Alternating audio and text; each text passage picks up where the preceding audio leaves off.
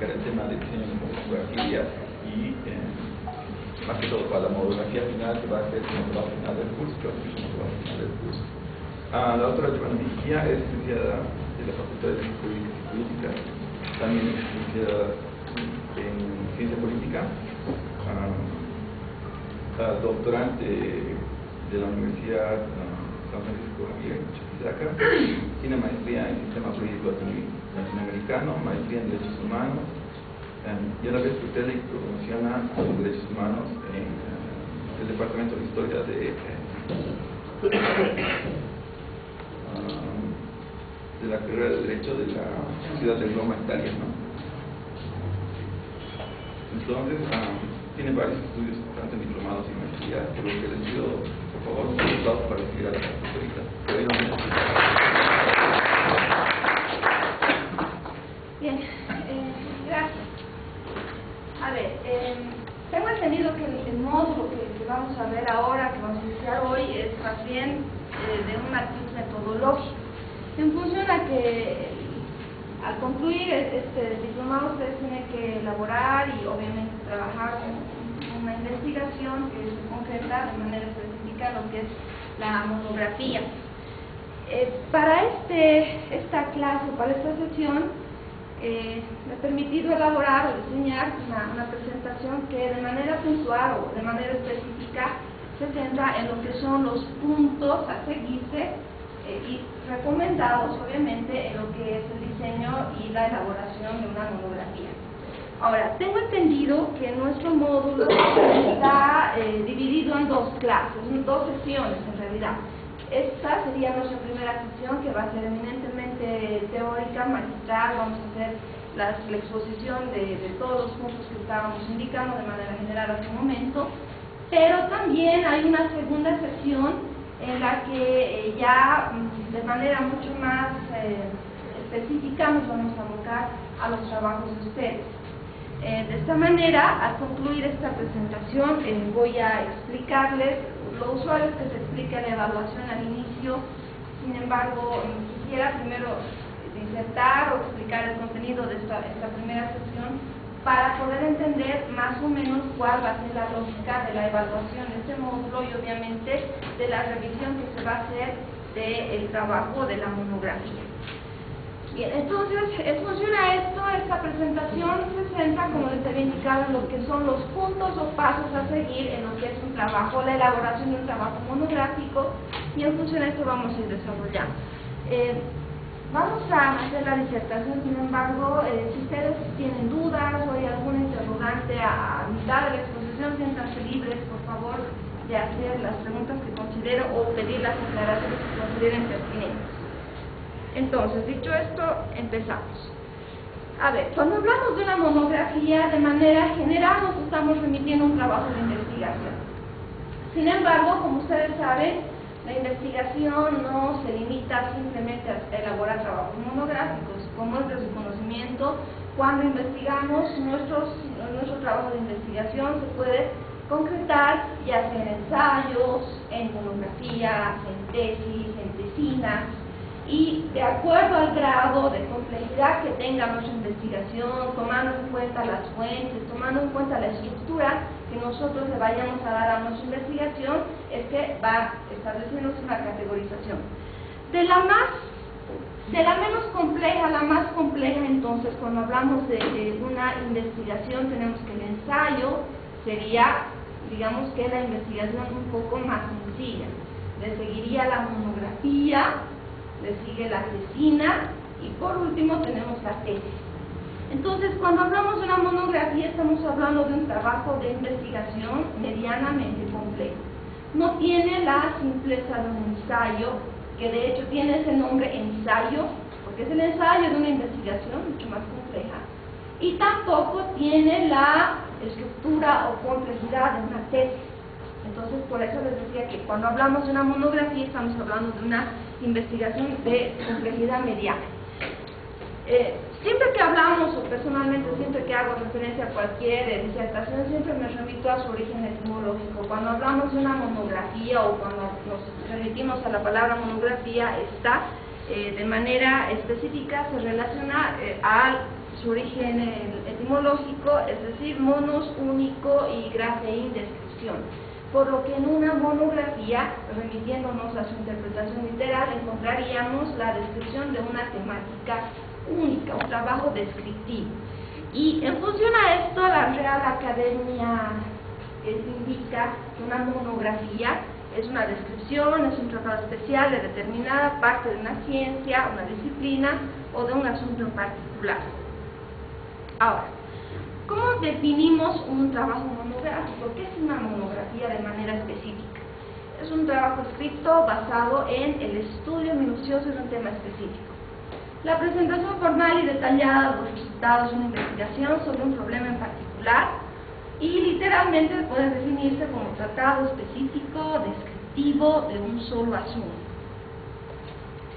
Ahora, volvemos a lo que estábamos indicando al principio de la clase. ¿Cuál es la diferencia entre una monografía y un ensayo? Porque ustedes al concluir ese diplomado tienen que presentar una monografía y no un ensayo. ¿Qué es lo que va a diferenciar su trabajo, el trabajo final, de un ensayo? Nos remitimos nuevamente al diccionario de la Real Academia Española y señala que un ensayo es un escrito generalmente breve, constituido por pensamientos del autor sobre un tema sin el aparato ni la extensión que requiere un tratado completo sobre la misma materia. Y de hecho, seguramente, si ya yéndonos a las cuestiones formales, por lo general en un ensayo, ¿qué es lo que encontramos? Un ensayo, como nos indicaba la Real Academia, es un trabajo medianamente complejo, sí es investigación, pero tiene incluso en la redacción misma de un ensayo encontramos características peculiares. Por ejemplo, los ensayos pueden ser escritos en primera persona, es decir, yo pienso, yo considero, me parece, intuyo, estimo. En cambio, en una monografía, como vamos a ver ahora, encontramos un trabajo mucho más formal, incluso en la manera de redactar y estructurar la monografía. Ahora, ¿qué tipos de monografía por lo general establecen o clasifica la metodología o lo que es la investigación? Si bien hay muchas categorías que podemos encontrar en lo que son las monografías, de manera particular hay una constante en clasificar a las monografías de la siguiente manera. Puede haber monografías de compilación. ¿Qué es una monografía de compilación? Es un trabajo escrito que se presenta sobre un tema o punto específico. Hasta ahí creo que tenemos entendido cuál es la característica de una monografía. Pero la particularidad de este tipo de monografía, donde se analizan planteamientos que sobre el tema tienen diferentes autores. Para la realización de este tipo de monografía se requiere que el autor posea un buen nivel de análisis, comprensión e inferencia para poder reseñar las diferentes posiciones o puntos de vista de los autores consultados, para luego expresar su posición personal. Entonces, por ejemplo, el hecho, les pongo un ejemplo, de analizar las diferentes definiciones o conceptualizaciones que sean teóricas y filosóficas quizá, que se han estructurado en función a lo que es el pluralismo jurídico. El solo hecho de compilar, sistematizar y analizar estas diferentes posturas que existen en torno al pluralismo ya puede constituirse en un trabajo monográfico. ¿Qué tipo de monografía sería esta? Sería una monografía de compilación. Un ejemplo de monografía, bueno, era un ejemplo que les había puesto, podemos tener otro. Un ejemplo de monografía de compilación podría ser analizar y comparar los planteamientos de 3 autores. Y he puesto los, digamos que autores ficticios, Boa, Morles, Hernández, respecto a la técnica del subrayado, su definición, modelo y las novedades o aspectos nuevos, incluidos durante los diferentes años de la edición de su obra. Entonces, vamos a comparar autores, incluso en la monografía podemos comparar no solamente su postura teórica, sino además el contexto histórico, el contexto social en el que fue desarrollada esa definición, etc. Entonces, el hecho de comparar es ya un trabajo monográfico. Pero también puede haber otras categorías de monografías. La tipología de lo que son las monografías es muy compleja. Puede haber también las monografías de investigación. Una monografía de investigación es la que se realiza a partir de la indagación sobre un tema nuevo. o ser estudiado para hacer nuevos aportes. En este tipo de monografía es importante conocer aportes ya realizados por otros investigadores para que el estudio se haga, además sea original, sea original.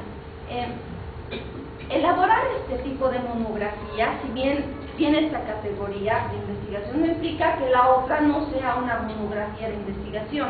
Si yo voy a comparar posiciones o posturas teóricas en torno al pluralismo jurídico, seguramente tendré que investigar y hacer una investigación de fuentes secundarias, etc. Pero, ¿cuál es la particularidad de este tipo de monografía? Por lo general, la monografía de investigación aborda temáticas nuevas o poco estudiadas. Entonces, el hecho de abordar una monografía con estas características también es importante y, como verán, tiene su propia particularidad. Este tipo de monografía, sin embargo, no implica dejar de ver o de hacer una revisión bibliográfica o revisar la postura teórica de otros autores.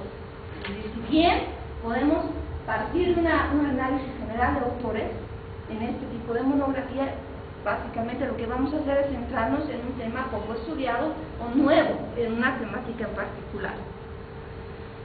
Este tipo de monografía generalmente es la que se utiliza en los estudios de nivel superior, los estudios de posgrado. Entonces, los estudios de diplomado, por lo general, son aquellos en los que se desarrollan este tipo de monografías. Pero también puede haber monografías de análisis de experiencias o estudios de casos. Es decir, elaborar un trabajo monográfico no necesariamente, y no únicamente, no es que esté mal, pero no únicamente implica hacer un trabajo teórico. Es decir, si yo voy a desarrollar una monografía, no necesariamente me voy a limitar a comparar autores, no necesariamente me voy a limitar a hacer una propuesta teórica, lo cual no está mal, está bien. Pero además de todo esto, también en una monografía, y es otra categoría, es otro tipo de monografía, puedo desarrollar o realizar un estudio de caso. Entonces, en este tipo de monografía, lo empírico es primordial. Es decir, muchos de ustedes en sus diferentes actividades laborales seguramente tienen conocimientos, han adquirido conocimientos de mayor o de mejor manera en realidad en relación a los demás compañeros. Estoy segura que cada uno de ustedes, a partir de su propia vivencia, seguramente, y aplicando su vivencia, su manera, su ámbito laboral a la temática del estudio de nuestro diplomado, seguramente podría desarrollar una monografía. Y esa es una categoría, es un tipo de monografía. ¿Cómo se le denomina? Es la monografía de análisis de experiencias o estudios de caso. Y es aquella que se realiza a partir de vivencias o experiencias del autor. Se realizan estudios de investigación prácticos o experimentales, se describe paso a paso, se compara con otros estudios similares y se conclusiones. Entonces, también es personalmente considero que este tipo de monografías son mucho más ricos, son mucho más interesantes. No estoy desmereciendo el trabajo teórico, es muy importante. Sin embargo, por lo general encontramos una mayor riqueza investigativa en este tipo de monografías, en los estudios de caso. Incluso en los trabajos de tesis se hace uso de los estudios de caso, pero ya que una tesis tiene una contextura, tiene una estructura compleja, mucho más compleja, por lo general en una tesis se puede tomar varios estudios de caso. En una monografía podemos partir de un estudio de caso. Entonces, antes de seguir, hay tres, si bien hay muchas categorías que vamos a encontrar en la bibliografía de lo que es una monografía y su tipología, por lo general hay esta trilogía de lo que son las monografías. Las monografías, por un lado, que parten de estudios de caso, las monografías de investigación y las monografías de compilación. Entonces, ya es un buen paso para su trabajo de fin de curso.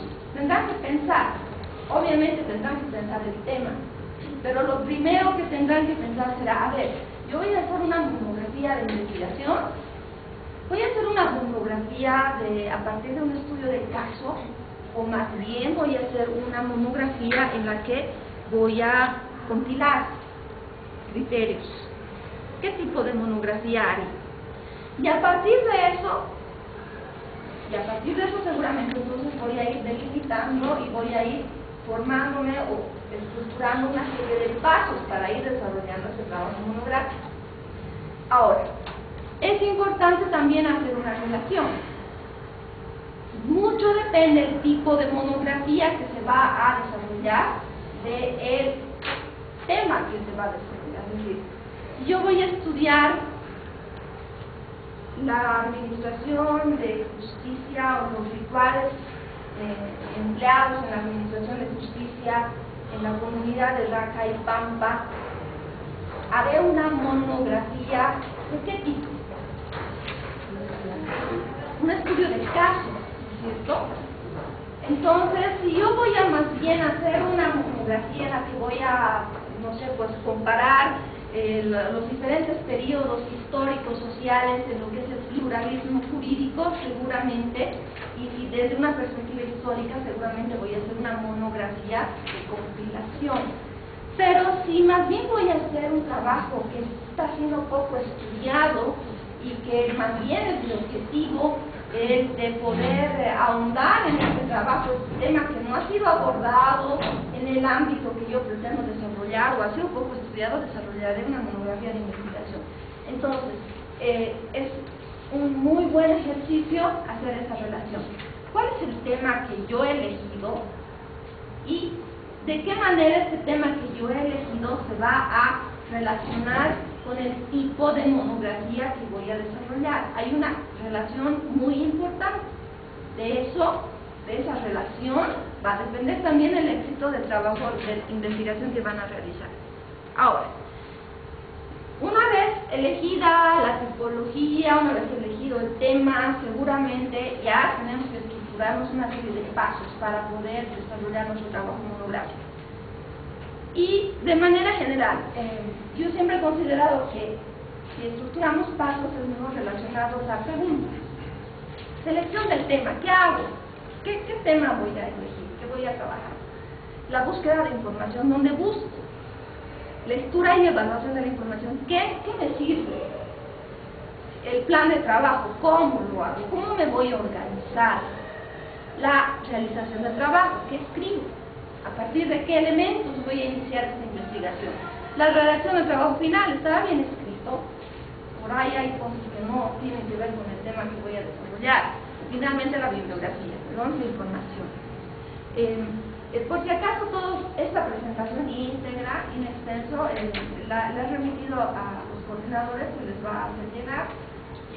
No se preocupen, y si dudan, igual aquí está en el disco, al final de la clase igual vamos a meter el disco, va a ser algo, pero van a tener de una u otra manera la presentación. Para que no se aflijan de apuntar, pues van a tener la presentación. Entonces, esos son los pasos. Vamos a ir entonces uno a uno, yendo, explicando, detallando estos pasos. El primero de ellos, la selección del tema. Este es considero un elemento fundamental en lo que es la selección o el trabajo, el iniciar una investigación, sea cual fuere, sea un ensayo, sea una monografía, sea una tesis de pregrado, tesis doctoral, tesis de maestría, sea la investigación que sea, hay una situación que deben tomar en cuenta y que siempre la comento en mis clases. Personalmente, yo siempre menciono a una docente que tuve, mi docente de metodología, que fue la doctora Payón, la doctora de Payón, quizá algunos la conocen. Ya se jubiló, lastimosamente ya no es docente en San Simón, pero ella siempre decía algo que se me quedó.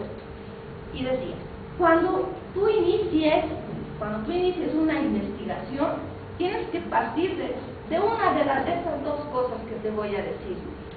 Tienes que partir o de tus fobias o tienes que partir de tus filias. Y claro, cuando estás en primer año no entiendes fobias, no sé de qué se estará hablando, ¿no? pero luego con el tiempo ya uno va entendiendo lo siguiente. Lo que me quería decir en esa época, que no le entendí qué me quiso decir, fue lo siguiente, que cuando nosotros elegimos un tema de investigación, tenemos que enamorarnos de nuestro tema, porque de otra manera, imagínense, si vamos a estar, supongamos, una tesis doctoral, si vamos a estar 3 años escribiendo sobre un tema, lo mínimo es que el tema me agrade, es decir, lo mínimo es que haya una filia, un amor hacia el tema. Y si no hay esa filia, o sea, que es algo que nos motiva a todos, el enamorarnos nos motiva, también hay otras cosas que nos motivan, y esa otra cosa que nos motiva es lo contrario a eso, y es el odio o las fobias. Entonces, algo que nos genere una fobia tal que para resolver eso, o que nos genere un rechazo, que para poder motivarnos a ver eso, podemos también incursionar o ver cuáles son las cosas, nuestras fobias. Es importante entrar en nuestras filias y fobias. ¿Qué nos atrae de tal manera o qué nos genera un rechazo de tal manera que nos va a motivar a estudiar ese tema, a seguir, a desarrollar ese tema? Más allá de ver fobias y filias, ya yéndonos de la cuestión metodológica, por lo general la selección del tema tiene que cumplir determinados requisitos. Por lo general debe ser un tema de nuestro interés, un tema específico, debe estar delimitado, tiene que tener una extensión manejable. No nos vamos a estudiar, no nos vamos a meter a estudiar, supongamos, la historia de las clases sociales en la humanidad en todo el globo terráqueo. Es un tema que no vamos a poder manejar nunca. Tiene que ser, además, se recomienda que si elegimos un tema, tratemos de discutirlo con alguien que tiene un manejo aceptable del tema, ya sea teórico, ya sea empírico. Entonces, en torno a ese nuestro tema hay estos elementos, de que sea específico, que sea delimitado, que sea manejable en su extensión, que sea de nuestro interés, etc. Ese es el primer paso. Ahora, ¿y cómo lo delimitamos? Una vez lo hemos elegido el tema, es importante saber delimitarlo. Delimitarlo lo que es un aspecto específico, delimitarlo en tiempo, geografía, todos estos elementos deben estar presentes al momento de delimitar. Ponemos un ejemplo. Si yo me voy a poner a estudiar la corrupción en Bolivia, voy a tener un tema poco manejable. Entonces, si me propongo estudiar la corrupción o los delitos de corrupción en la gestión del 2009 al 2013 en Cochabamba, en el gobierno municipal del cercado de Cochabamba, bueno, ahí ya voy a tener un tema mucho más manejable, es decir, un tema delimitado. Segundo paso, la búsqueda de información, fuentes. Hay una situación que nos pasa a todos quienes hacemos investigación, sin excepción, yo les comento, a todos. Cuando iniciamos un trabajo de investigación, ¿cuál es el síntoma común? Empezamos a fotocopiar todo, o sea, todo lo que tenga la palabra. Supongamos, voy a hacer mi trabajo sobre el maltrato infantil, todos los textos y libros que tengan la palabra maltrato o infancia, los voy a fotocopiar. Y al final, y eso nos pasa a todos, y al final voy a terminar con 3 cajas de fotocopias y uno ya no empiezo. ¿Y ahora cómo hago? O sea, ¿qué me sirve y qué no me sirve? Entonces es importante poder primero establecerse qué tipo de fuentes vamos a consultar. Por ejemplo, las fuentes primarias. No son fuente, ojo, solamente los libros. No son fuente solamente las enciclopedias o los diccionarios. Son fuentes primarias, o sea, todo investigador debería poder consultar fuentes primarias, secundarias, terciarias, pero también fuentes electrónicas. Las dos fuentes primarias, las entrevistas, las cartas, los manuscritos, los diarios, los cuestionarios. Las entrevistas para cualquier investigador son fundamentales. Las entrevistas son una fuente primaria, debieran estar presentes en toda investigación. Fuentes secundarias. Por lo general, ustedes seguramente verán que la mayoría de los trabajos de tesis solamente recurren a fuentes secundarias, libros, revistas, material audiovisual algunos. A raíz de eso algunos dicen, comentarios que hacen, ¿no? Dicen, por ejemplo, cuando alguien copia algo de un autor, eso es plagio, ¿no? Sin mencionar al autor, plagio. Pero cuando alguien copia algo de varios autores, eso es tesis. Hay que ir más allá de eso. Nuestras fuentes como investigadores no van a ser solo libros. Obviamente los libros son importantes, pero también tenemos que tener fuentes primarias, entrevistas, manuscritos, diarios, cartas. Si vamos a hacer algo relacionado a la jurisdicción indígena originaria campesina, vamos a seguramente consultar actas, vamos a hacer entrevistas. Esas van a ser fuentes mucho más importantes. Pero también puede haber fuentes terciarias. ¿Cuáles son estas? Las enciclopedias, los diccionarios, los catálogos de biblioteca y también las fuentes electrónicas. En Internet, hoy en día, un investigador que no recurre al Internet es un investigador que está en desventaja. Los libros últimos, los libros de este año los van a encontrar en Internet. Seguramente los de este año en versión impresa los encontraremos en 1 o 2 años. Pero los libros desde el último mes están en Internet. Entonces es importante también recurrir a las fuentes electrónicas. O hay que saber discernir, sin embargo, qué fuentes electrónicas nos van a ser útiles.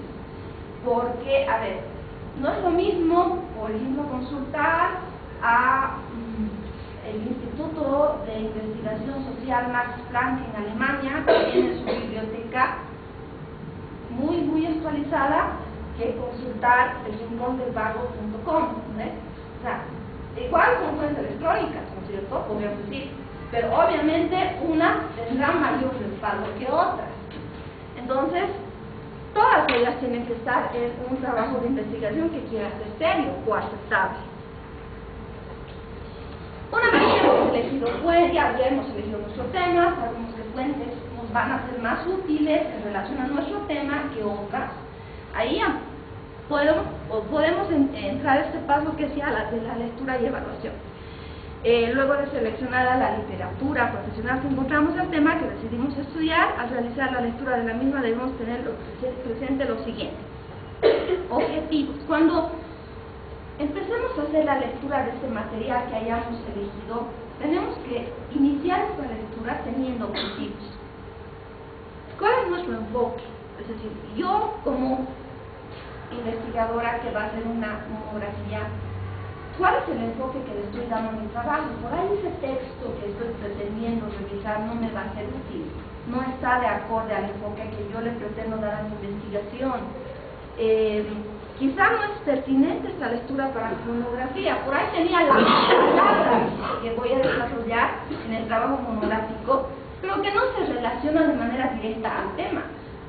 Y obviamente es importante tener objetivos, pero además identificar coincidencias, diferencias. Ya es importante no solamente hacer una revisión de inspección de los temas, pero además ya ir identificando controversias, diferencias, etc. Ahora, cuarto paso para poder desarrollar una monografía. Hemos elegido ya el tema, hemos elegido fuentes, hemos podido tener un criterio de selección de nuestro material, y este paso ya es importante, porque en este paso ya vamos a tener un plan de trabajo. ¿Qué elementos tienen que estar presentes en un plan de trabajo?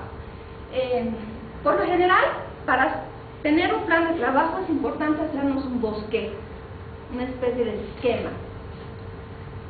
El plan de trabajo de una monografía deberá contener de manera sucinta, de manera breve, clara, lo siguiente: objetivos de estudio, ya sea generales y específicos. Para este nivel académico no nos vamos a detener en explicar qué es un objetivo general, objetivo específico. Además son cosas que ya las hemos ido viendo.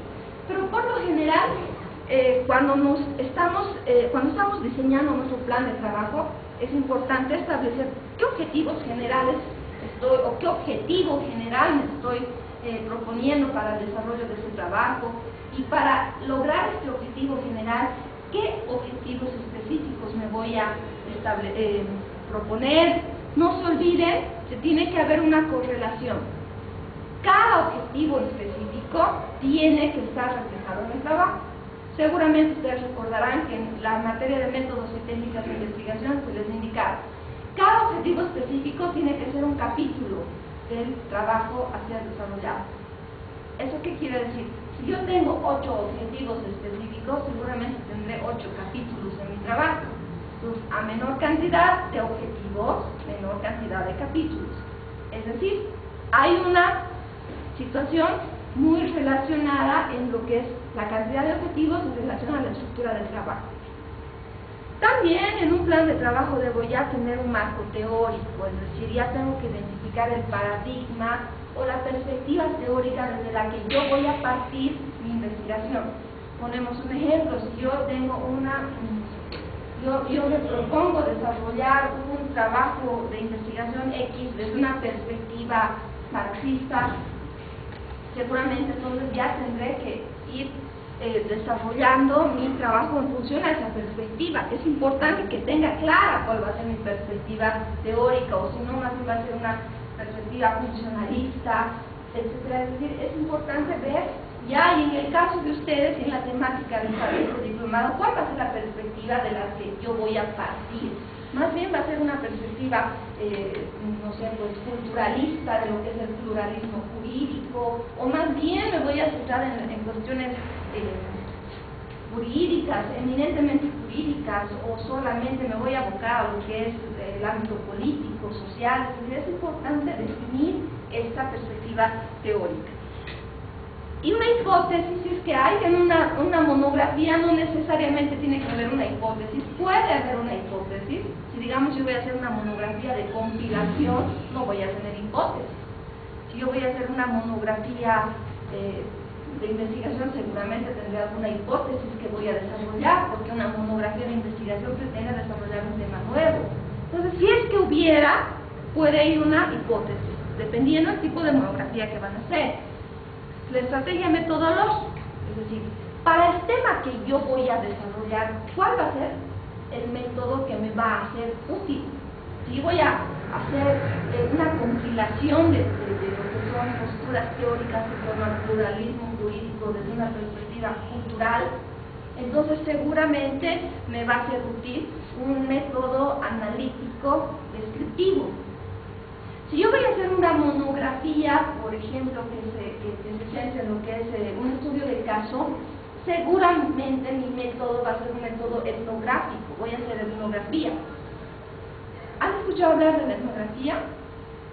¿Qué es la etnografía? ¿No? Bueno, la etnografía es un método que es muy aplicado en lo que es la antropología. En la antropología, y bueno, actualmente en lo que es la sociología también se aplica, desde mucho tiempo atrás se ha aplicado la etnografía y actualmente también. Es una metodología que está basada más bien en lo que es la observación, la vivencia del investigador, la cercanía que ese investigador pueda tener con su objeto de estudio. Entonces, por ejemplo, los antropólogos, ¿qué es lo que hacen si van a describir, si van a estudiar una determinada comunidad? ¿Qué hacen? ¿Qué? Irse a vivir ahí, después se van a vivir ahí. ¿Cuál es ese su método? Es el método etnográfico. Obviamente es muy cuestionado, muy polémico, ha sido muy criticado, pero es una manera de aproximarse al objeto del estudio, ¿no? A ver, haciendo un paréntesis, les comento algo una anécdota en relación a este método etnográfico. Hace unos años estuvo en Bolivia una connotada antropóloga inglesa que se llama Olivia Harris. Ella ya falleció, pero estuvo un tiempo en Bolivia, y ella decidió hacer un trabajo de investigación en relación a lo que eran las comunidades chipayas. Bueno, y hizo muchos otros trabajos de investigación, pero de manera particular se centró en algunos. Se fue a vivir a la comunidad de Sta, y para poder, además se quedó años viviendo ahí, ¿no? Desarrollando su trabajo. Y en este lugar, además contrajo matrimonio con un integrante de la comunidad, se casó. Terminó de hacer su trabajo ella y se fue, obviamente se fue y dejó todo. Pero la persona con la que había contraído matrimonio, este varón, bueno, de ahí en adelante se dedicó a tomar y se murió. Entonces decían, criticaban un poco, digamos, el accionar, la manera en que había actuado esta antropóloga. O sea, si bien su objeto o su objetivo era estudiar esta comunidad, generó un tipo de relación, y el hecho de que se haya ido implicó también, tuvo sus efectos, tuvo sus consecuencias. Entonces eso es lo que se le criticaba a ella, ¿no? Entonces, pero eso era, digamos, una cuestión anecdótica. En todo caso, la etnografía es una metodología muy aplicada en la antropología, pero no solo es de la antropología, también puede ser aplicada en el ámbito del derecho.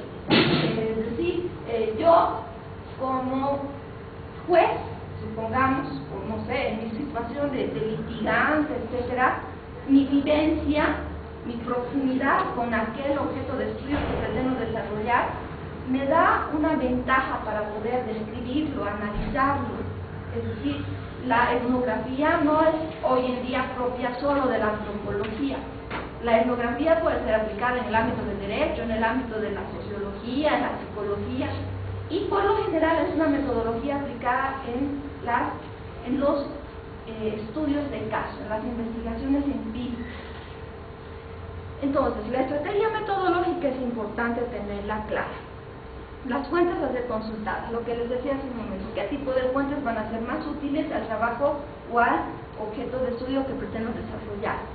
Es importante que el medio seleccionado te guíe a una construcción lógica y organizada del tema, es decir, tener claros cuáles van a ser mis objetivos, mi marco teórico, es decir, desde qué perspectiva teórica voy a desarrollar mi tema, la hipótesis, la estrategia metodológica y las fuentes a ser consultadas. Tener claro esto, y les aseguro, tener estos elementos claros ya es un 70% del trabajo.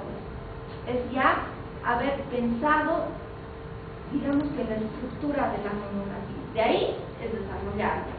Pero el tener claro esto ya es un primer paso, y un paso fundamental para cualquier investigación.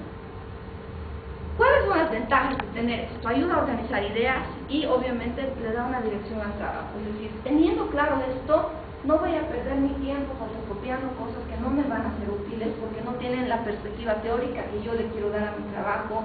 No voy a perder mi tiempo desarrollando, escribiendo en torno a cosas que no están de acuerdo a la delimitación que yo he hecho en mi trabajo, etc. Entonces, es importante tener el plan de trabajo. Es el cuarto paso. Quinto paso.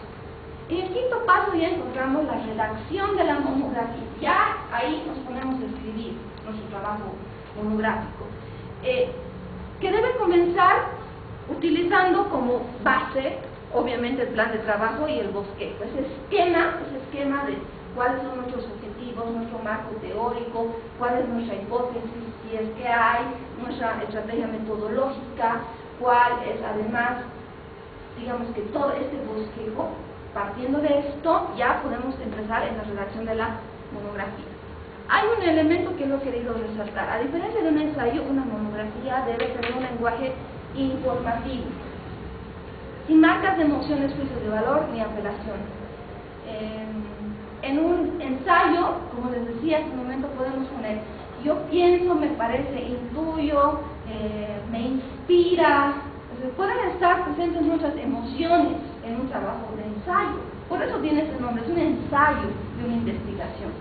En cambio, en un trabajo monográfico y de ahí en adelante un trabajo de tesis, tesina, etcétera, tenemos que utilizar otro tipo de lenguaje. Por ejemplo, se tendrá que emplear primera persona plural. Primera persona plural será nosotros. Pensamos, consideramos, se tiene previsto, o también puede ser un lenguaje impersonal, por ejemplo, se piensa, se infiere, se puede considerar, se puede detallar a partir de lo expuesto. Es un lenguaje impersonal. O puede ser un lenguaje también en plural, en primera persona plural. Es el lenguaje que se recomienda para poder desarrollar una monografía. También otros elementos que se deben tener presentes para redactar nuestra monografía. Se deben usar términos exactos, no ambiguos. En casos de duda, obviamente consultar a los diccionarios. Tiene que haber una gramática, una puntuación correcta. se tiene que evitar el lenguaje barroco, no se trata de una obra literaria, sino una monografía. Y en este punto me voy a detener porque nosotros los abogados, estimo que acá somos la mayoría abogados, si es que no todos, ¿no es cierto? Los abogados, por lo general, tenemos un particular talento para desarrollar esto. ¿Por qué? Nos inventamos palabras. Algo que es muy peculiar, por ejemplo, y que los abogados usan, siempre me llamó la atención, es la palabra aperturar. No existe, chicos, por favor, la palabra aperturar es abrir. ¿No es? Hay apertura, claro, apertura de sobres. Pero esa palabra no la podemos volver verbo, porque ya hay verbo, no es aperturar, es abrir. No es lecturar, es leer, no es vivenciar, es vivir. O sea, no nos inventemos palabras, no usemos un lenguaje barroco. Mientras más clara sea nuestra redacción, más accesible a todos. El propósito es que varias personas nos puedan leer, no solo un grupo de abogados o de personas que tengan un lenguaje barroco. Ahora, dicho todo esto, hecho este preámbulo, nos centramos ya en la estructura de la monografía. ¿Cuál debe ser la estructura de un trabajo monográfico?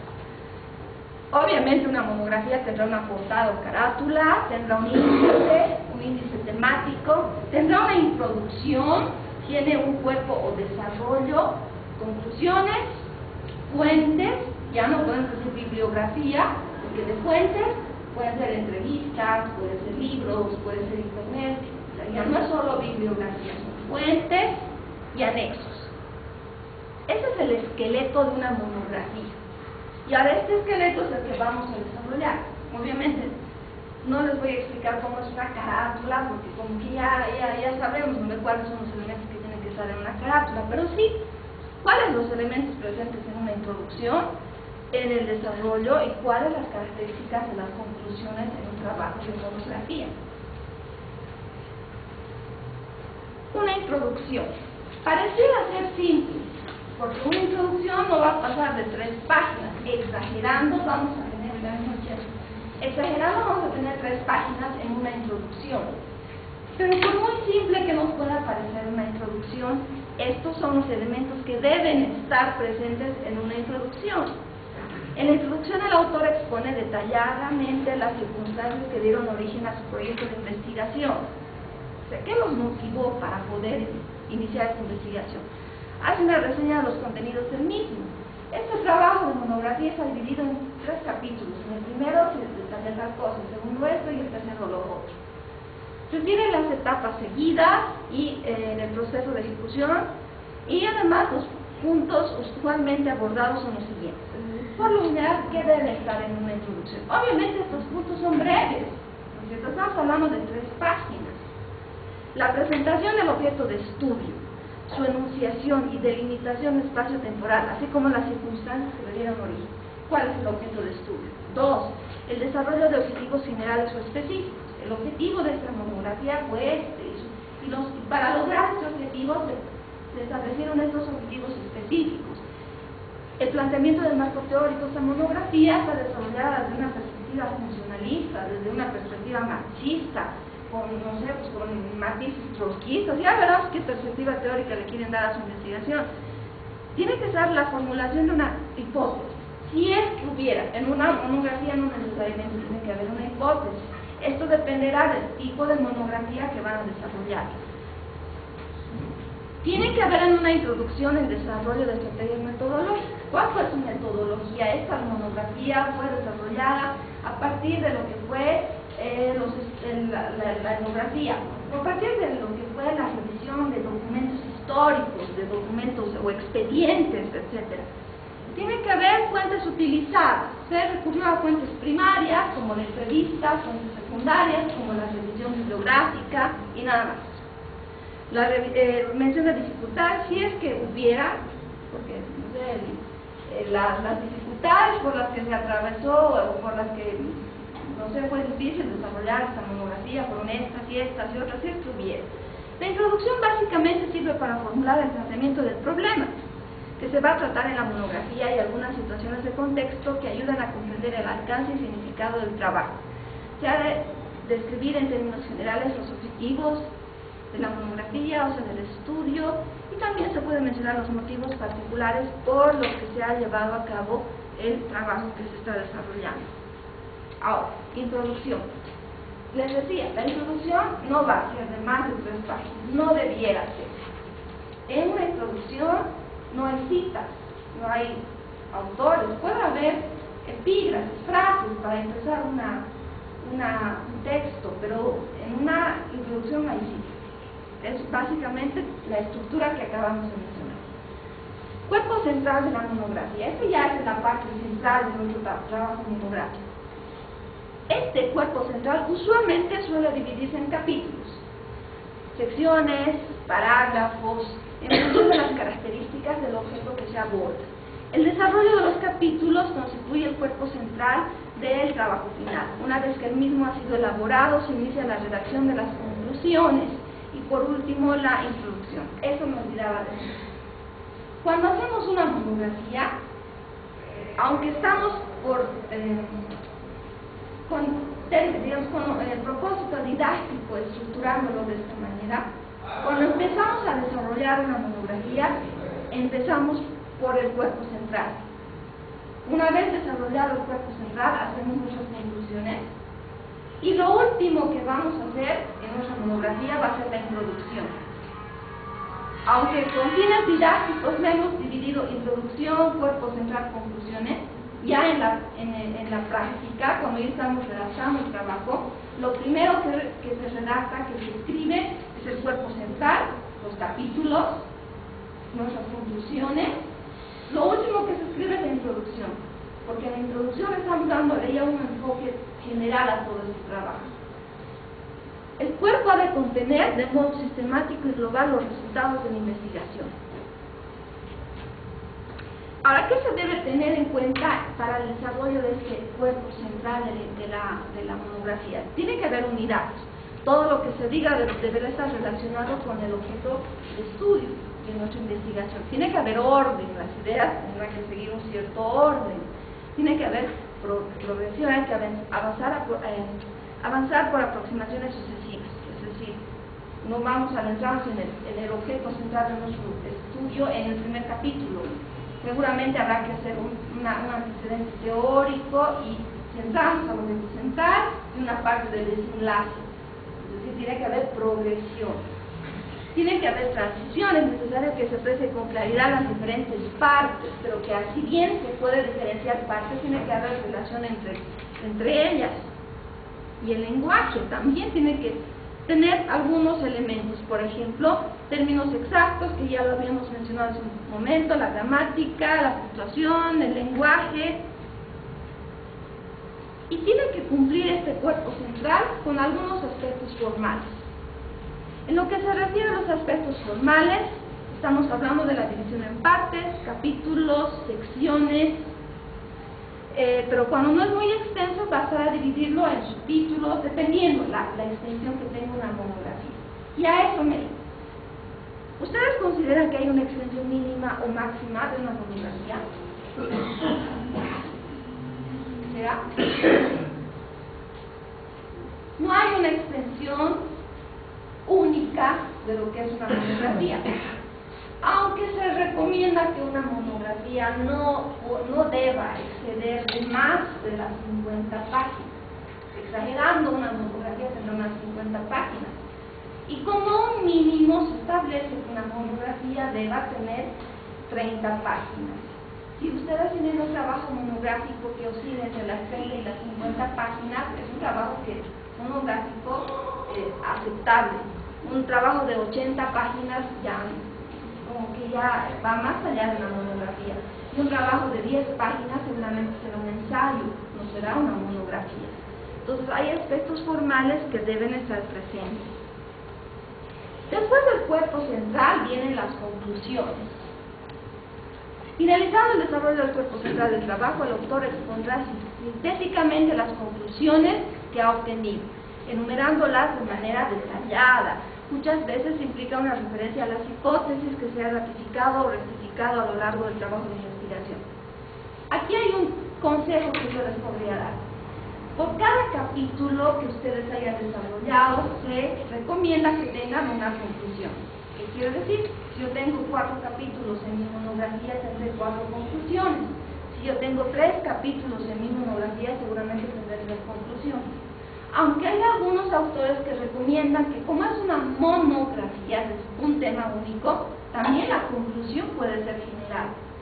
Es decir, no hay una regla para una monografía en lo que respecta a las conclusiones. Simplemente, obviamente, que refleje una síntesis de lo que ha sido el trabajo de investigación. Porque su propósito es resumir, recapitular los puntos más importantes de la investigación.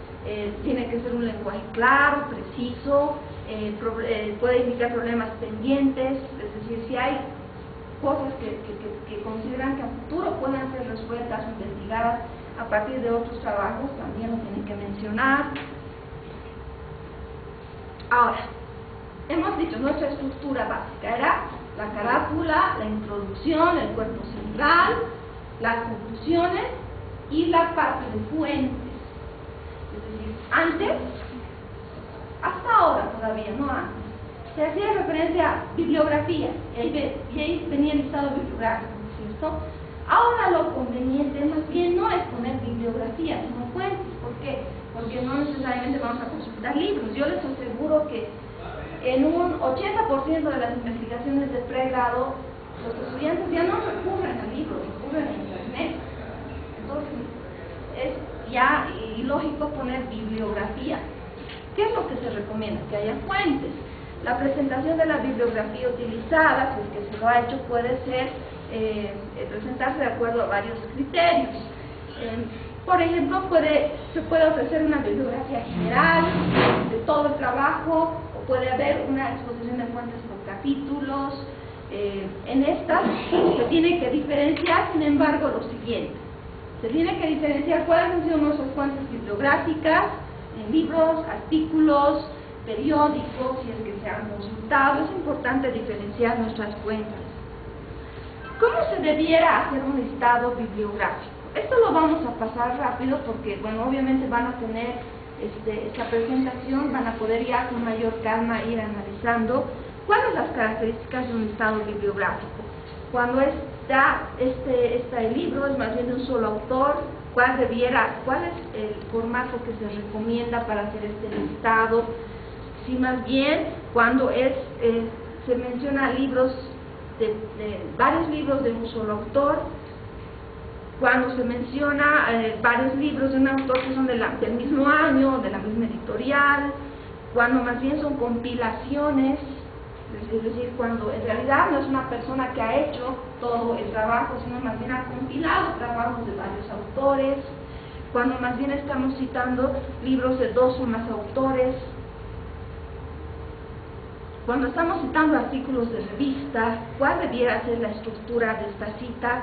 Si más bien citamos periódicos, si más bien citamos artículos de periódicos, si hacemos una cita de diccionarios, ¿cuál debe ser la estructura? Si citamos publicaciones a cargo de instituciones, o si citamos normas, ¿cuál debe ser la estructura que se debe seguir? O si citamos más bien una sentencia constitucional, o si hay una cita de páginas web, y esto lo he puesto con rojo, por lo siguiente: a veces en una página web nosotros encontramos al autor del texto que estamos citando, ¿no es cierto? Entonces es importante mencionar al autor, pero hay una particularidad cuando uno cita una página web: debe estar presente siempre la fecha de consulta. Por eso lo he puesto con rojo. Ahí está. Supongamos, Lisbeth Erno. Hemos hecho la cita como corresponde, estamos publicando la dirección web y siempre tiene que estar la fecha de consulta. ¿Y esto por qué se hace? Porque hay muchas páginas web que en una época puedan estar en línea y otras no, las bajan. Entonces es importante poner la fecha. Estos eran los aspectos de forma, formales. Los aspectos técnicos. Las citas y su presentación. En esta parte es importante que ustedes sabrán que cuando uno desarrolla una investigación, no necesariamente va a reflejar en ese trabajo de investigación ideas propias. De hecho, no es lo recomendable. Es decir, sería muy ególatra tratar de poner únicamente lo que uno piensa, siente o quiere en un trabajo. Eso ya no es una investigación. En una investigación seguramente tendrá que citar ideas de otras personas, tendrá que recurrir a ideas de otras personas, obviamente citando a estas personas. Por eso es que son importantes las citas y su presentación. La cita se refiere a la utilización de ideas de otros autores, como les acababa de decir, en el trabajo de investigador. En todo tipo de trabajo aparecen dos tipos de ideas.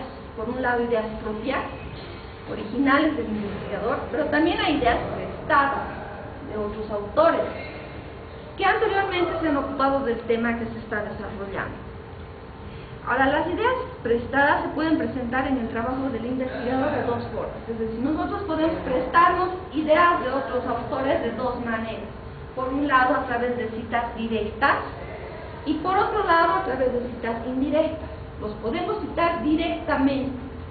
Estas citas directas, también llamadas textuales, reproducen la idea original textualmente, tal como aparece en la fuente, respetando el léxico, la estructura, la puntuación, incluso los errores ortográficos si los hubiera. Si yo voy a citar, supongamos, en mi monografía, un artículo de periódico, y resulta que el periodista tiene en ese artículo un error ortográfico, incluso el error ortográfico tiene que ir tal cual, por eso cita textual. En ese caso, si digamos hubiera el error ortográfico, por lo general se ponen esos corchetes, tic, las palabras latinas que están tal y cual en la fuente. Entonces, las citas directas tienen que ser tal cual, por eso también son citas textuales. Las citas textuales pueden ser cortas o pueden ser largas. Una cita textual corta, ponemos un ejemplo, son aquellas que no sobrepasan las 3 líneas del texto y se rigen por las siguientes normas. Una cita textual corta va a ir siempre incorporada al texto, entre comillas, siempre va a estar en el texto, usando las comillas. En cambio, tenemos un ejemplo, ¿no? Ahí tenemos una cita textual corta, está en el mismo texto usando comillas. Pero también puede haber citas textuales largas, en la que ya podemos tener un texto que sobrepasa las 3 líneas. Y en este caso hay una estructura. Un ejemplo, este es un ejemplo de una cita textual larga, que se escribe, que lo he redactado en función a eso. Entonces ahí, por ejemplo, como verán, decía un párrafo que estamos citando en un autor. Este tipo de citas no llevan ya las comillas. Deben tener un formato que lo diferencie del texto, del resto del texto. Entonces, esa es la característica de una cita textual larga. Les decía, puede haber citas directas, textuales, pero también puede haber citas indirectas. A estas también se les llama paráfrasis. En nuestra monografía nosotros podemos tener citas directas, pero también podemos tener citas indirectas o paráfrasis. Y en este tipo de citas se resume o sintetiza la idea de otro autor, pero expresando estas ideas en nuestras propias palabras. Fulano de tal dijo, Pierre Bourdieu señaló que el hábitus estaba relacionado a las maneras de elegir, estaba relacionado a los gustos que tenían determinadas clases sociales. Es decir, no estoy haciendo uso textual de esa idea que he encontrado en un libro, estoy haciendo uso de la idea en mis palabras, pero aún así debo citar al autor. Entonces, bueno, hay un ejemplo que seguramente lo van a poder ver en el trabajo. Con esto no me quiero desearles mucho éxito en su trabajo monográfico. Más allá de eso, sin embargo, y aquí viene la parte de la evaluación que quiero ahora discutir con ustedes. Seguramente, a estas alturas, me han comentado que este curso ha empezado en el mes de mayo, ¿cierto? Seguramente a estas alturas, muchos de ustedes, seguramente un 90% ya tienen en mente cuál va a ser el tema que va a desarrollar en su trabajo final del curso, de la monografía que va a desarrollar. Y en función a esto, y para poder coadyuvar en este trabajo de selección del tema, etc., en función a esto, se ha desarrollado la evaluación de este módulo, que voy a explicarles de acuerdo a esta hojita. Y si hay dudas, por favor, estamos también de comentarios. En esta hoja tienen ustedes un cronograma. Un cronograma que está relacionado a partes de esta exposición que acabo de hacer, porque en relación a estas partes es que vamos a ir avanzando en la evaluación. Y ya les explico ahora cuál es la característica.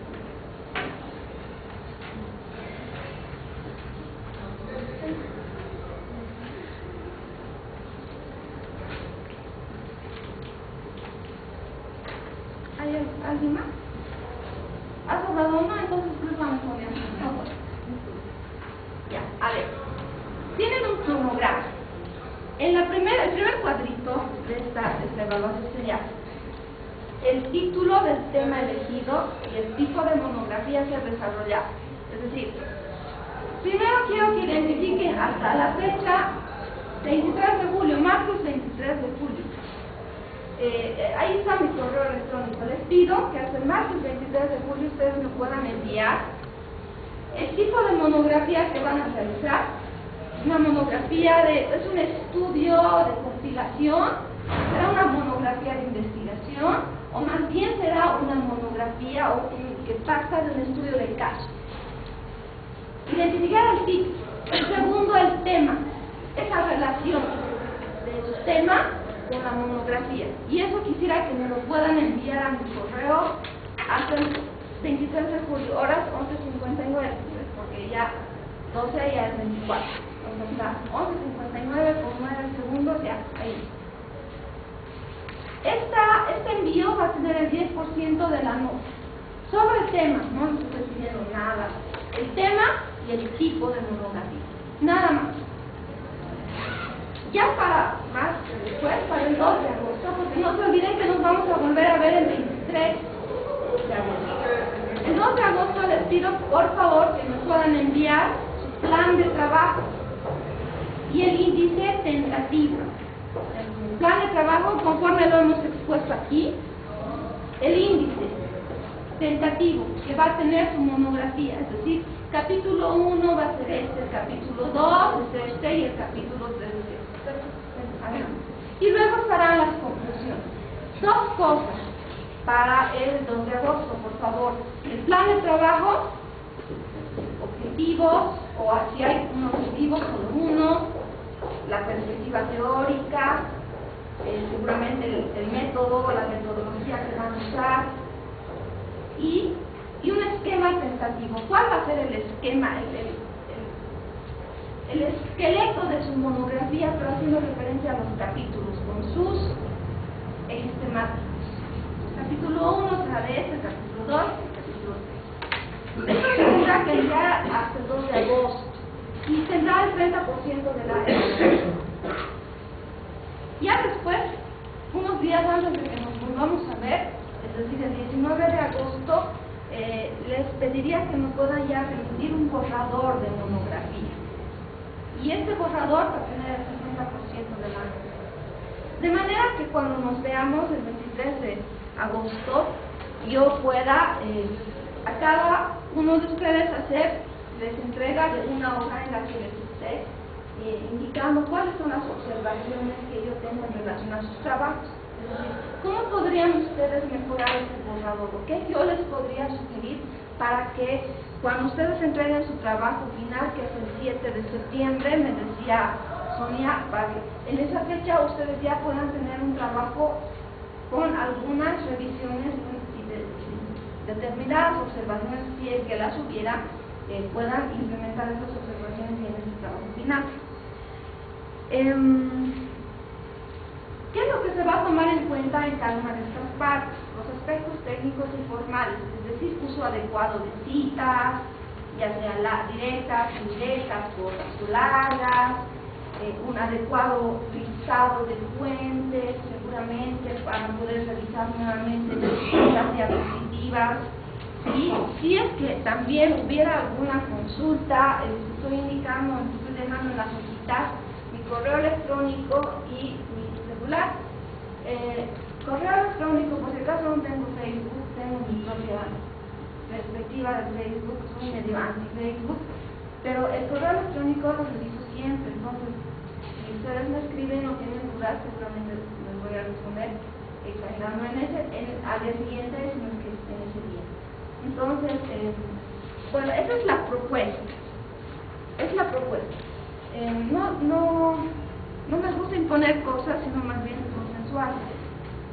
¿Hay alguna otra propuesta en relación a esto? ¿O cosas de las que tengan dudas? O no sé, siempre está abierta la negociación. ¿No se escucha ahora? Solo una aclaración, la reacción es inmediata, ¿no? Por ejemplo, hasta la fecha 23 enviamos, si ya ese planteamiento tiene algunas cosas, es inmediato. Exacto. Sí, obviamente si me mandan un tema, no sé, pues el maltrato a los animales domésticos en la Caipampa es un tema que no se adecua al objetivo de los diplomados, ¿cierto? Seguramente habrá una respuesta para decirles mejor cambiar de tema, mejor ver este otro tema, sería mucho más interesante que vean este tema. O quizá también sería mejor que abordes este tipo de monografía, es decir, una monografía de compilación, más que una monografía de investigación. Entonces, digamos que sería bueno por eso cumplir plazos, para que de esta manera también yo tenga el tiempo suficiente para poder responderles si es que hubiera alguna sugerencia también hacerlo. Básicamente, si se fijan, el objetivo es en realidad poder ayudar o coadyuvar en la medida de las posibilidades a que ustedes logren llegar al 7 de septiembre con un trabajo monográfico, o por lo menos concluir nuestro módulo el 23 de agosto con un borrador de monografía. Hay una constante, cuando hacemos diplomados, a veces dejamos el trabajo. Hacemos el diplomado y el trabajo no lo hicimos, y pasó 1 año y 2 años, y al final es un trabajo, es un esfuerzo que queda en nada. Si estamos haciendo el esfuerzo de venir a clases, de estar todas las noches, de estar restándole tiempo a otras actividades, concluyamos el esfuerzo como debe ser, con el trabajo que nos exigen, de manera que no tengan pendiente un trabajo por hacer o no estén pidiendo postergación, de manera que podamos llegar a esta fecha ya con un borrador, y obviamente ya irán reflexionando el trabajo, y seguramente de ahí, seguramente algunos de ustedes, más allá de cumplir con un formalismo del diplomado, seguramente van a también querer ampliar estas investigaciones, si es que ya se desarrollan u optan por una modalidad académica superior, como es la maestría, doctorado. Hay temas que, si bien nos tenemos una época, los podemos ir ampliando, profundizando, y se constituyen en investigaciones importantes. No sé si tienen alguna otra observación, pregunta, duda en relación a la exposición. Por si acaso, Sonia les va a hacer llegar, le he pedido que me haga este favor de hacer llegar esta presentación. También la estoy dejando en formato impreso, también, si es que no se fue la modalidad para hacerles llegar el material, pero también se lo entrego a Sonia, también impreso. Y además de esto, hay 3 textos que también le he dejado a Sonia para que pueda distribuirlos o dejarlos en algún lado para que puedan ustedes también recurrir a estos. Son 3 textos que de manera mucho más explícita hace referencia a la estructura de la monografía, algunas cuestiones mucho más ampliadas. Lastimosamente tenemos una sesión, siempre me parece muy corta para hacer referencia a todo esto, ¿no es cierto? Pero es lo que tenemos. En todo caso, son 2 sesiones. como les había indicado, esta es más bien teórica.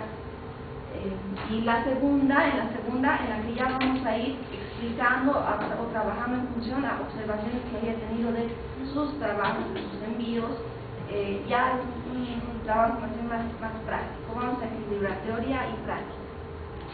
¿Qué otra duda hay? Una pregunta, doctora. Bueno, esto siempre quería saber. Sí. El tema de las monografías siempre va a tener una clase de formalidad y es la diferencia de los ensayos, ¿no? Sí, exacto, sí. Pero, por ejemplo, cuando voy a recurrir a una fuente de, por ejemplo, una fuente primaria como la entrevista, ¿no? Y la voy a poner dentro de mi texto, pero esa fuente primaria, o sea, esa entrevista tiene obviamente errores semánticos, se puede decir. ¿Es necesario ponerla directamente o hacer el análisis de la entrevista y ponerla directamente en los anexos, por ejemplo? Porque he visto algunos trabajos que hacían, o sea, esa diferencia, ¿no? Que no ponían la entrevista en el cuerpo del desarrollo, sino que las ponían en los anexos, o algunas las ponían directamente en el cuerpo de desarrollo y no las ponían en los anexos, y las ponían tal como estaban.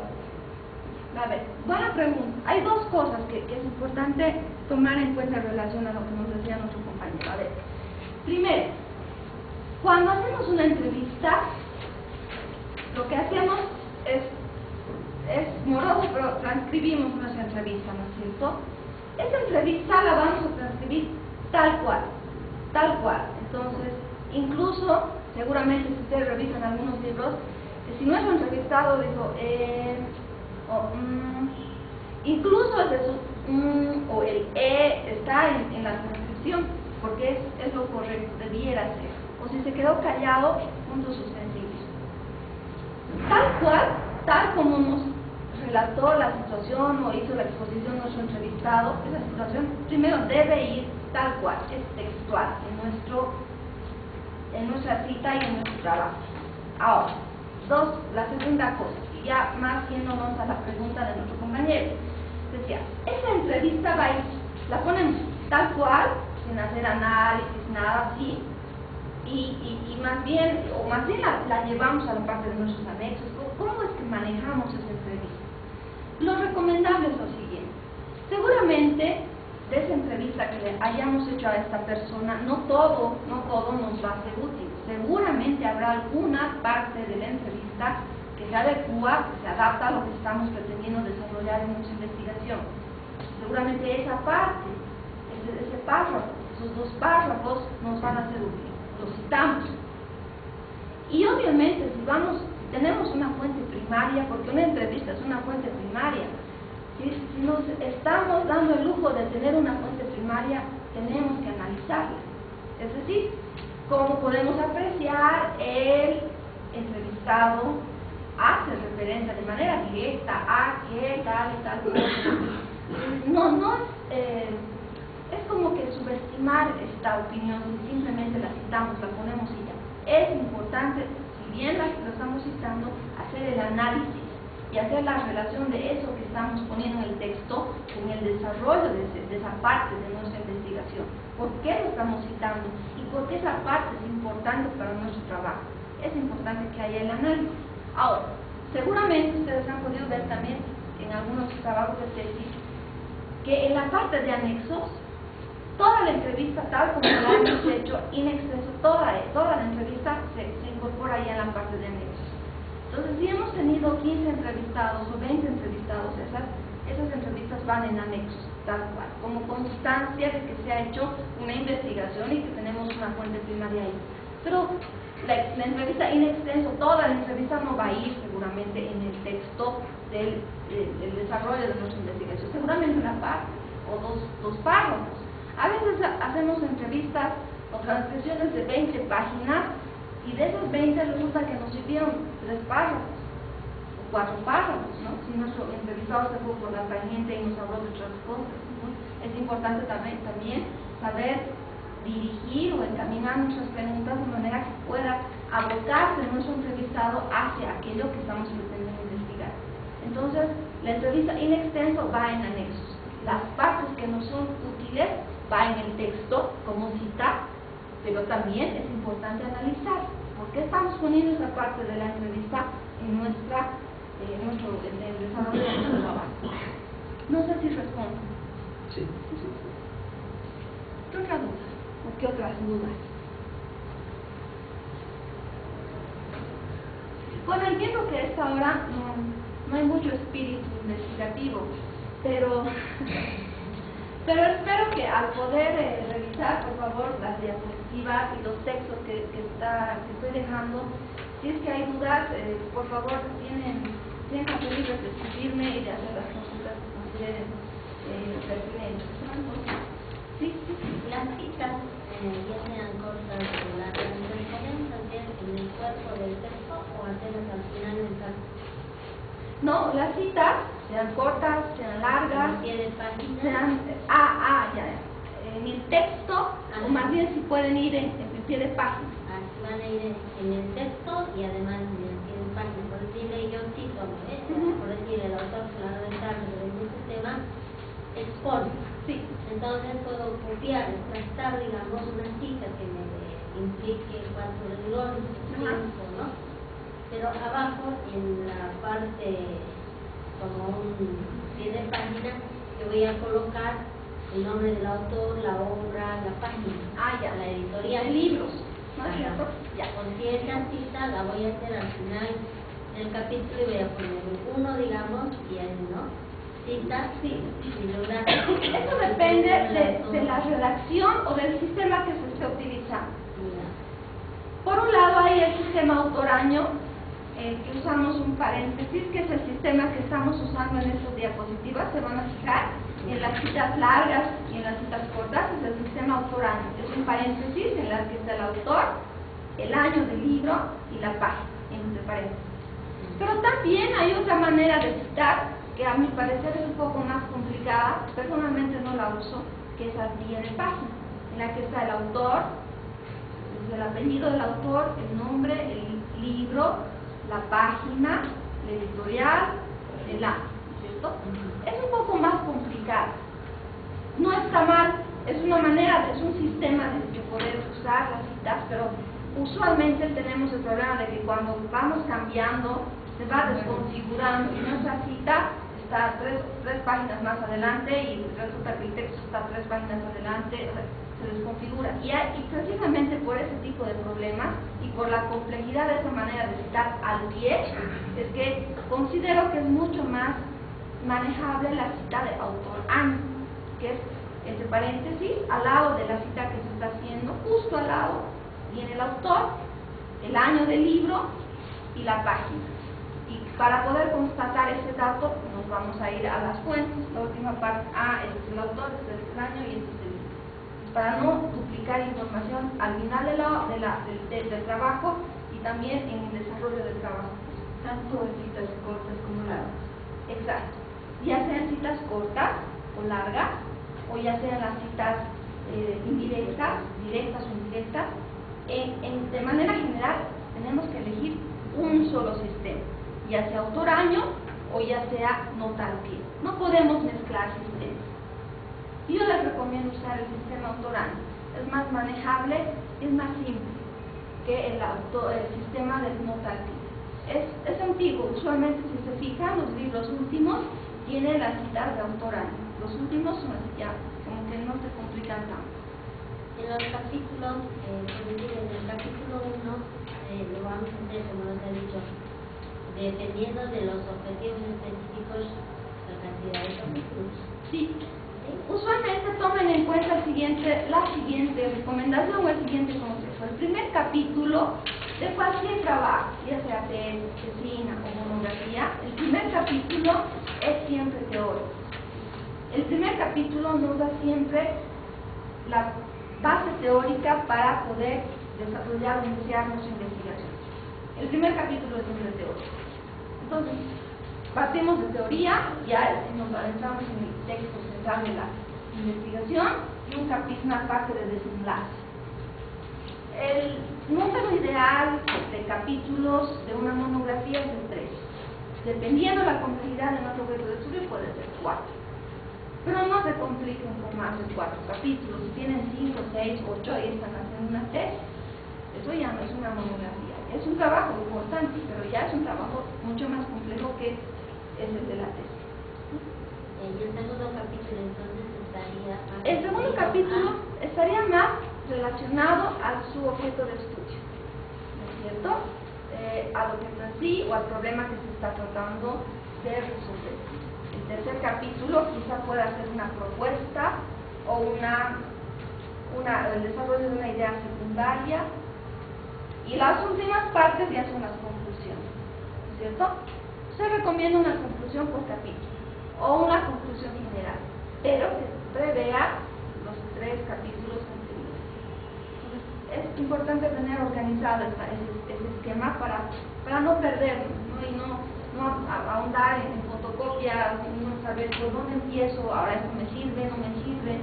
Es importante ser práctico y tener, digamos, ya esa estructura desde el inicio de la investigación. Entonces, otra Un pregunta. estudio del caso también en el capítulo 3 sería la propuesta. A ver, en un estudio de caso, buena pregunta. Si es una monografía de estudio de caso, igual, el primer capítulo tendrá que ser teórico. El segundo capítulo tendrá que ser un capítulo descriptivo. Ese es mi objeto de estudio, como es. Tendré que describirlo. Y en un tercer capítulo tendré que analizarlo, y quizá compararlo con el primer capítulo teórico, o sea, cómo se relaciona esta mi teoría con esto que estoy describiendo. Entonces, en este tercer capítulo tendré que hacer estas relaciones y análisis, y luego ya llego a mis conclusiones. En un estudio de caso, como que la cosa es un poquito más estructurada, una parte teórica, una parte descriptiva, y una parte tercera que voy a relacionar esas dos partes y las voy a analizar. Y luego ya son mis conclusiones. Entonces, eso es lo que caracteriza un estudio de caso. Es mucho más estructurado un estudio de caso. Una monografía teórica es un poquito más, que va y viene. Un estudio de caso es lineal, es mucho más sencillo en cuanto a su estructura. Y dentro de esas conclusiones, o sea, de lo que es el cuerpo de las conclusiones, puedes poner recomendaciones y Claro. una propuesta directamente dentro de las conclusiones, ya no en el desarrollo. No te olvides, las conclusiones tienen esa característica. Después de estas conclusiones, dependiendo de tu objeto de estudio, puedes hacer recomendaciones o una propuesta, pero no las mezcles. No, es opcional, dependiendo de tu objeto de estudio, pero te recomiendo no mezclar tus conclusiones con tus recomendaciones y tu propuesta. Una son tus conclusiones directamente relacionadas con tu investigación, y otra ya son tus recomendaciones Como título. o la propuesta Pero exacta. esa parte. Sin embargo, una propuesta es más propio de un trabajo de tesis, ¿no es cierto? Es muy raro ver una propuesta. Puede haber, dependiendo de tu objeto. Sin embargo, es más propio de una tesis. ¿Qué otras dudas? Bien, entonces yo les deseo éxito en el emprendimiento que van a realizar. Voy a estar ansiosa por conocer sus temas. Personalmente me interesa mucho la temática del diplomado. Me interesa bastante. Si me es posible de ayudarles con algún material, yo les voy a hacer saber. Si les es útil algún otro elemento metodológico que ustedes quieran tener presente, también por favor llámeme o llámeme, con mucho gusto voy a poder ayudarles en la medida de mis posibilidades. Muchas gracias.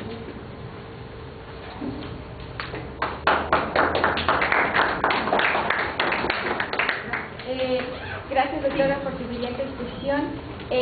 Para las personas que van a querer en versión digital lo que es las diapositivas,